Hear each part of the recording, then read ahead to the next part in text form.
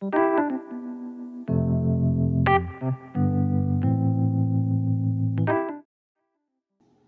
trans amigos? ¿Cómo están? Soy su amigo de naturaleza con Juan Rodríguez, espero que estén bastante bien y hoy hablaremos de un tema súper interesante dentro de la micología, cómo identificar especies comestibles, tóxicas y venenosas. Pero antes que nada, antes de empezar el video, por favor suscríbete al canal, dale aquí like, comparte con tus amigos, pégale en la campanita para que te lleguen los próximos videos y pues bueno, sin más preámbulos sobre el tema, vamos para allá. El primer punto, amigos, es que es un problema poder determinar cómo es una especie tóxica y una especie comestible, una especie medicinal, una especie alucinógena. O sea, es complejo dentro de la micología. Realmente quiero darles la mala noticia que no existe ninguna regla para determinar especies comestibles, tóxicas, medicinales.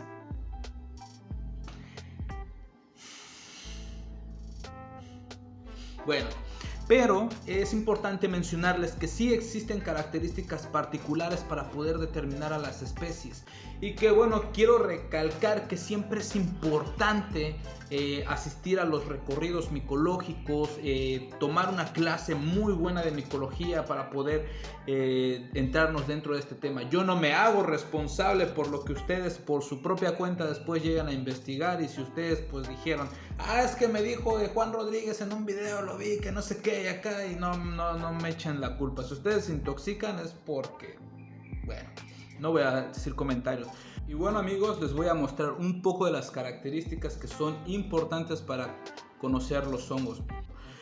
Punto número 1, primero tienes que ver el hongo, observarlo, detallarlo y decir, amigo, qué guapo eres, pero necesito conocerte y por eso me voy a permitir extraerte de tu ecosistema para poder aprender y poder después difundir tu información ante la gente, las comunidades. No, eso ya es mío, eso es un rollo mío. Pero bueno, algo muy característico es ver principalmente que los hongos están constituidos por un cuerpo. Hay que recordar que el cuerpo fructífero no es el verdadero hongo. Después vamos a hablar un tema sobre el micelio y los cuerpos fructíferos y los tipos de micelios y los tipos de células que desarrollan los hongos. Pero ahorita vamos a hablar simplemente de los tipos de cuerpos fructíferos. Y vamos a hablar principalmente del cuerpo más común conocido dentro de la micología, que son los hongos en forma de sombrerito. Y bueno, los hongos en forma de sombrero están divididos en varias partes. Principalmente se divide el pie y el sombrero. El sombrero básicamente está constituido de dos partes específicas, lo que es el contexto, pero eso es solamente cuando vemos el hongo a la mitad, el pilio, el limenio, el estípite, y en algunos casos de los grupos de hongos pueden desarrollar un velo o una volva. Estos pueden estar presentes o ausentes. Y bueno, vamos a hablar de algunos cuantos tipos de sombreros. Existen diferentes tipos de sombreros. Tenemos los hongos que tienen forma de globo. También existen otros que son en forma un poquito más cónicos. Algunos se pueden derivar de los cónicos como los acampanulados. También existen otros que son planos, otros que les dicen planos convexos, otros que son convexos. Y hay algunas otras especies que tienen forma de embudo o trompeta. Algunos les llegan a llamar de diferentes formas. Para cada tipo de forma del sombrero del hongo hay un nombre específico. Y pues bueno, en general estos son como los más comunes. Aquí en este punto que hemos llegado hay algo muy interesante, porque no solamente es ver la morfología que tiene el sombrero, sino también los tipos de ornamentaciones. Las ornamentaciones son completamente diferentes para cada grupo, pero vamos a hablar de unas muy generales. Principalmente los hongos tienen una ornamentación en el pilio. Estas pueden ser lisas, pueden ser escamosas, pueden ser fibrilosas, pueden ser agrietadas, pueden ser zonadas. Todas estas características las van a encontrar en una guía de identificación de hongos, las cuales les voy a poner varias aquí abajo. Otra de las características importantes es el margen del sombrero. El margen básicamente es la parte más externa que tiene el sombrero, como esta que está aquí. Y bueno, este margen puede estar desarrollado de diferentes formas. Puede tener una curvatura hacia arriba, puede ser completamente plano o puede tener una curvatura más o menos así. Imagínense que este es el pie del hongo y esta es parte del sombrero y el margen puede estar así, puede ser plano, puede ser hacia arriba. Pero hay algo también característico que observar en el margen. Hay algunos márgenes que pueden desarrollar ciertas fibras y eso tiene que ver con varias cosas que lo voy a explicar un poquito más adelante. También pueden tener escamas, pueden tener estrías, pueden estar rajados. Inclusivemente algo muy interesante es que hay márgenes que pueden estar ondulados, pueden ser obtusos. Obtuso quiere decir que está grueso. Grueso, imagínense un pip de estos yucatecos así, gruesos. Otra de las características fundamentales para la identificación de hongos es observar el limenio, cómo está compuesto el limenio. El limenio básicamente es la estructura fértil que tiene el hongo. Fértil. ¿Entiendes qué es fértil? La fertilidad, donde producen sus esporas básicamente. Los himenios pueden ser ya sea laminados, algunos les llaman branquias, aquí en México les decimos laminados, pueden tener dientes, pueden tener poros o tubos, inclusivemente hay algunos grupos de hongos que desarrollan venas. Y bueno, dentro de los himenios hay una gran variabilidad de tipos de himenios. En el caso de los himenios, por ejemplo, laminados, pueden ser con las láminas separadas, semiseparadas, apretadas, pueden ser bifurcadas, eso quiere decir que se hacen dos la lámina.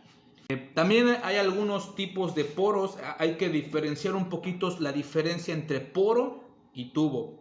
Los poros básicamente están unidos al contexto y los tubos pueden presentarse como poros. Estos generalmente están en el orden de los grupos de los boletales.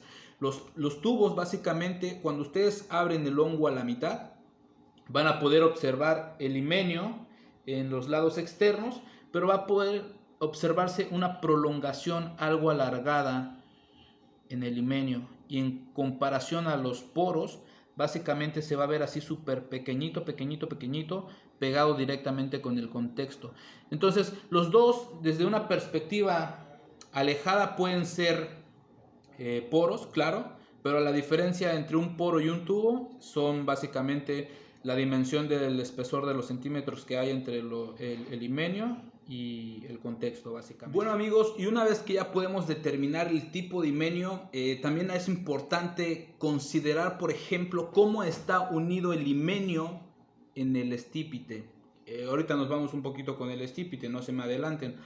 El estípite tiene una unión básicamente con el himenio. Este puede ser libre, puede ser adnato, puede ser recurrente. Y bueno, nosotros cuando abrimos básicamente el hongo a la mitad, vamos a poder observar la unión del estípite con el himenio, pero quiero recalcar que cada tipo de himenio es diferente. Por ejemplo, en el caso de las especies laminadas, algunos himenios que son ventrudos, algunos que son arqueados. Generalmente los arqueados son los que están adheridos de forma recurrente hacia el pie.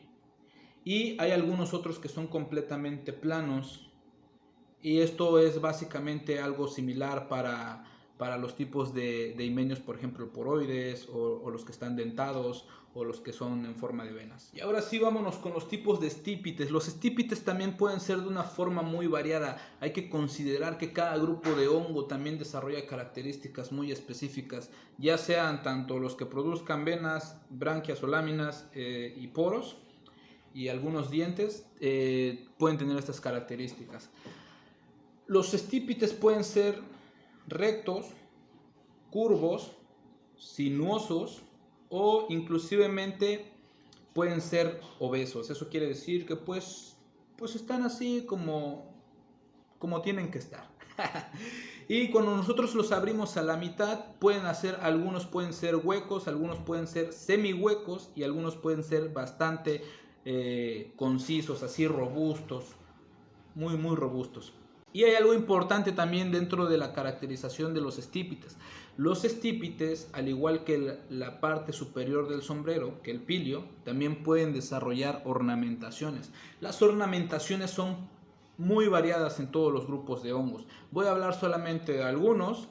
Algunos, por ejemplo, pueden ser deprimidos, el pie puede estar, si tú lo ves como de diferentes perspectivas, puede ser grueso, pero cuando lo cambias de ángulo puede ser planito, planito, planito. Y dentro de esa característica pueden desarrollar canales. Los canales son más o menos como estos que se ven aquí, pero también pueden desarrollar escamas, pueden desarrollar fibras, pueden desarrollar pubescencias. Las pubescencias son algo muy interesante que hasta a mí me cuesta a veces un poco de trabajo diferenciar entre pubescencia y, por ejemplo, gamuzado, ¿no? Esto quiere decir que se parecen un poco al terciopelo, tienen esa característica, esa textura. Y eso es muy importante también, tocar los hongos. No crean que porque van a tocar un hongo se van a morir, eso es una mentira. Básicamente es algo con lo que hemos vivido engañados todo el tiempo. Pero sí es importante tocarlos porque las texturas también nos ayudan a identificarlo. Hay algunos hongos que por ejemplo, voy a mencionar algunos, los marasmios. Los marasmios, nosotros si agarramos la ramita en la que ellos están saliendo y hacemos este movimiento sobre el hongo, vamos a ver que puede estar moviéndose, pero no se va a romper. Hay algunas especies que nosotros cuando las movemos, se quiebran. Y eso es algo muy interesante porque esto también tiene que ver con la composición celular de los hongos. Y bueno, es que ese es un mundo complejo. Cuando tú te metes al nivel celular, mejor olvídenlo, luego hablamos de las células. Pero hay algo interesante sobre las ornamentaciones dentro de los hongos. Los hongos también, algo importante tanto en las observaciones del pilio, del himenio y del estípite, son las coloraciones que tienen los hongos. Y no solamente las coloraciones son muy variadas y hay unos estándares que los micólogos han desarrollado para poder determinar, por ejemplo, el tipo de color verde. Ya sabemos que las mujeres, por ejemplo, pueden ver más gamas de colores que los hombres. Entonces es muy importante siempre tener una guía de colores como esta para poder nosotros comparar el tipo de color, ¿no? Y eso, bueno, solamente lo vamos a encontrar relacionado en algún artículo científico. Por ejemplo, si obtenemos una guía de identificación, pues la guía de identificación nos va a decir, ¿sabes qué? Porque luego es muy complejo que te dicen que el color es verde botella, que el color es amarillo canario y tú dices, ¿what? Y es complejo, es complejo. Y pues bueno, también dentro de las características del estípite, ya sea con presencia y ausencia de velo, los velos también tienen características muy diferentes. Los velos, amigos, también conocidos como anillos, son de diferentes formas, de diferentes estructuras y cada organismo desarrolla estructuras muy impresionantes.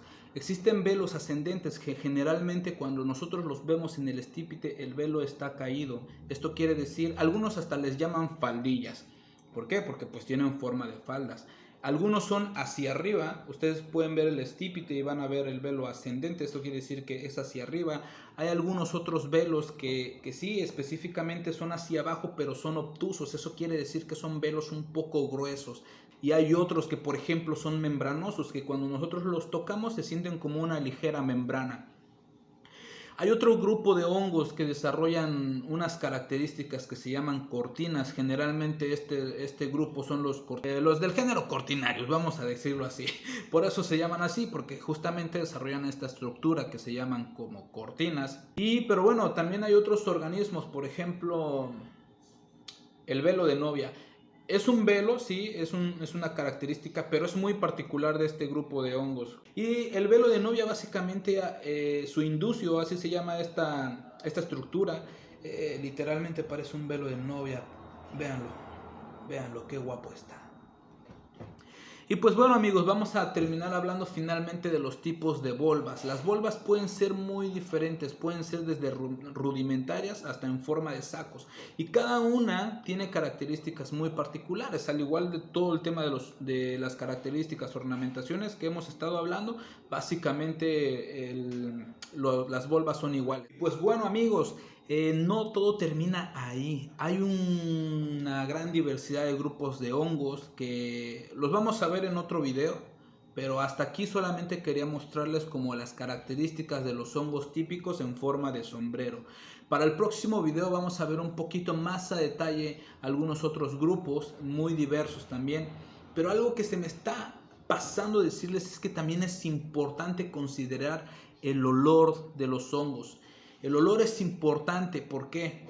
Porque no todos los hongos huelen igual. Es como muy chistoso porque a mí hay muchas veces que me han dicho, oye, esta cosa huele a hongo. Y yo les digo, ¿pero a cuál?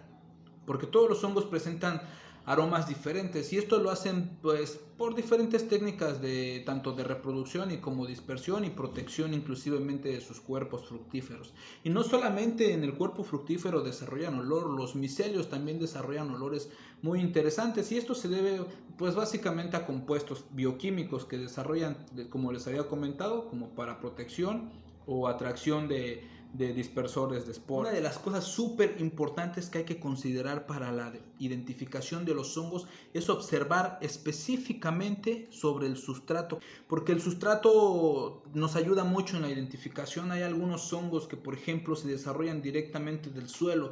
A estos hongos se les pueden considerar como humícolas, pero dentro de los humícolas están los terrícolas. ¿Por qué? Porque inclusive hay unos saprobios. Generalmente todos estos grupos de hongos son saprobios, pero algunos son micorrizógenos y no los podemos detectar a menos que seamos muy observadores y detallistas cuando estamos encontrando algún hongo.